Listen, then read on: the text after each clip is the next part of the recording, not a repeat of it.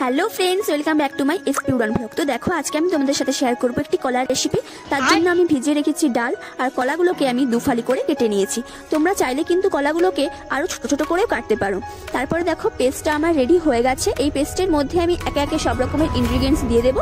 প্রথমে দিয়ে দিলাম হলুদের গুঁড়ো, লঙ্কার গুঁড়ো, লবণ আর গোটা জিরে আর গরম মশলা দিয়ে পেস্টটাকে আমি খুব ভালোভাবে মাখিয়ে নেব। আর এইদিকে দেখো, কলাগুলোকে আমি নুন আর হলুদ দিয়ে কড়াইতে অনেক আগে থেকেই সেদ্ধ করার জন্য বসিয়ে দিয়েছি।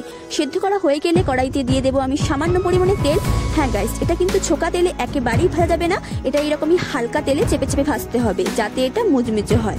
আর না, ভাজাভুজি আমার ঠিক সাদা সাদা পছন্দ নয়। ভাজাভুজি মানেই হলো আমার কাছে লাল লাল আর হালকা কালো কালো।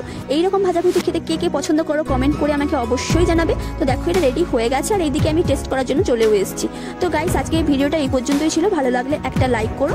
তো নিজের খেলা বসিয়ে রেখো। Bye bye guys.